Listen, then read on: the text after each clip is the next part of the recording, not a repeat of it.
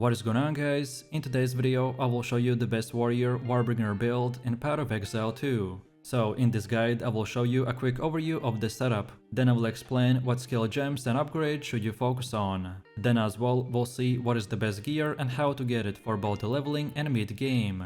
And then finally we will go over the passive skill tree, stats, your skill rotations, and even what charm should you use, so we would be able to get the highest damage possible and much more. If you're looking for this build on the website, then click my link in this video's description or the pinned comment.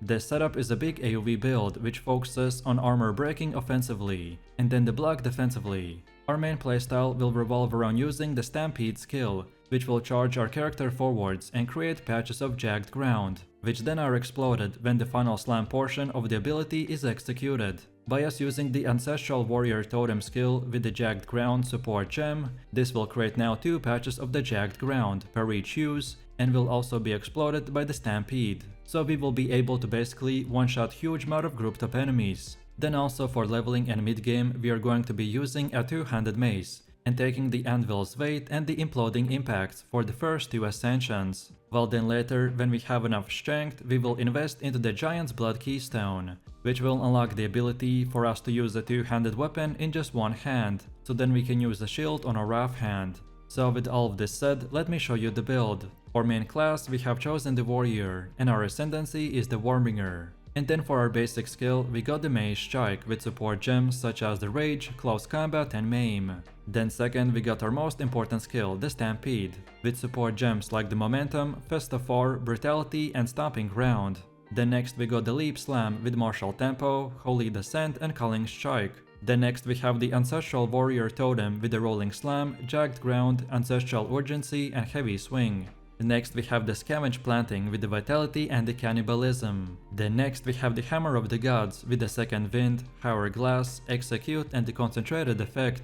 Then next we got the Seismic Cry with just one support gem, the Premeditation. And finally for the last one we got Attrition with no gems. Most of our build is structured around using the Stampede and the Ancestral Warrior Totem, so we use gems and skills that will support and increase their damage, while the rest are powerful filler skills that we can use until our main rotation comes back up, but which happens rarely as we can basically spam it 24/7. Next, let's quickly take a look at our leveling setup, which we need to use up until we unlock the Stampede and the Ancestral Warrior Totem skills. So first off we have the Earthquake skill with support gems like the Lassacrate and the Fist of War. Then next we got the Shockwave with the Overabundance and the Bloodlust.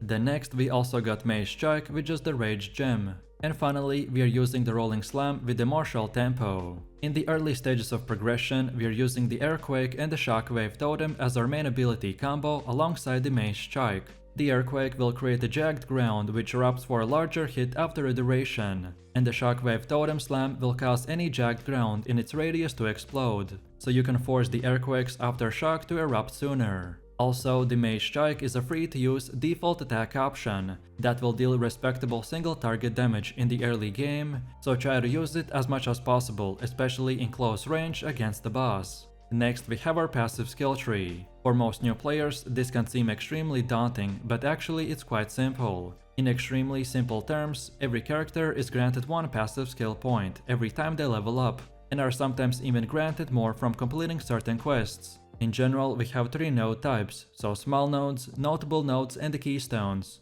All of them will act as checkpoints that you want to reach and make a path to build around a specific playstyle. So let's take a look at our setup, and we want to start at the melee damage node and make our path like this until the brutal node. Then next we take smash and make our way to the singular purpose like this. Then now we go back and take relentless for early game recovery, and then from here we again go back to previously where we left off and keep going forwards, and then take the right path until we get to the resolute technique. Then now we go back where our paths split, and then we take the right side and make our way all the way to the Hail Heart. Also, while we are doing this, on our way we can grab the Spike Pit. And then from here, after you get your first ascension into the Anvil's Weight, then now you can begin filling out all the other armor break nodes and all the other nodes that you can see in this tree. And from here there's no specific priority that you should follow. And then finally, let's go back all the way to the middle again, and for our ascension setup this is what we have. So at the beginning you want to unlock the Anvil's Weight. then get Imploding Impacts, then now get the Renlee's Training, and then for the last one take the Turtle Charm. To simplify my decision making and so you could easier understand, then we wanted to prioritize the Brutal, Smash and the Singular Purpose nodes, as this will give us the biggest build upgrade, so we wanted to get them first. And then for the rest, we wanted to invest into more recovery, more defense, and just more damage, which will make our character extremely powerful. In PoE 2, earning skill points take a lot of hard work, so it will be wise not to spend your skill points recklessly. You can of course refine your passive points later, but only at a cost, so following a specific setup is extremely useful. If you're following this setup, then make sure not to deviate from it, as some of my decisions that I make might not make sense at first, but is going to definitely pay off later. So please use the exact same path as I have right here, and don't forget to check this video's description to find the link for this website, and this should make it easier to follow the path.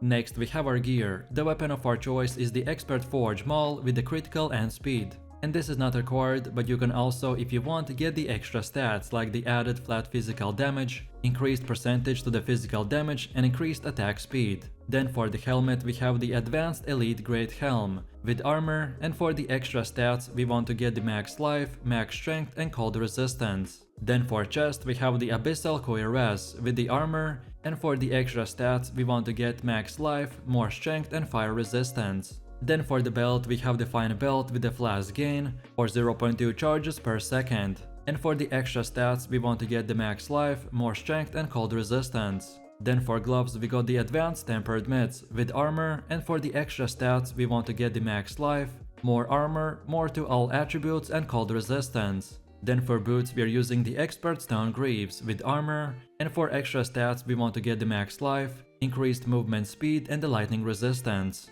Then for our first ring we got the Ruby Ring with the fire resistance, and for extra stats we want to get the max life, more strength or just more resistances to all elements. While on the second one we got the Sapphire Ring with cold resistance, and the extra stats are max life, more to all attributes and more percentage to all elemental resistances. And then finally for the amulet we got the Ember Amulet with more strength, more max life and fire resistance. As the game just launched, so this is the starter setup, which should be more of an example of what stats and prefixes to look for. But remember that your weapon will be the most important upgrade, so prioritize flat added physical damage, percentage increased physical damage, and percentage increase to attack speed. Specifically, the physical damage roll will be the most important one, as your skills themselves do a lot of conversion. And then for defenses, make sure you're regularly updating the base type of your gear, so prioritize pure armor base types, and look for a combination of modifiers for life, resistances and strength.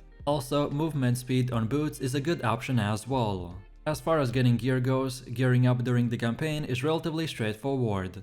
Most players will focus on increasing their damage output and survivability, and at this point there's no one best gear or specific item that you should farm, as the campaign is just a brief introduction to the game itself, and you will be getting better gear left and right. However, once you reach the early stages of mapping, which should happen around level 65, it's crucial that you start mainly focusing on farming Atlas of the Worlds, and just keep repeating maps until you reach tier 16.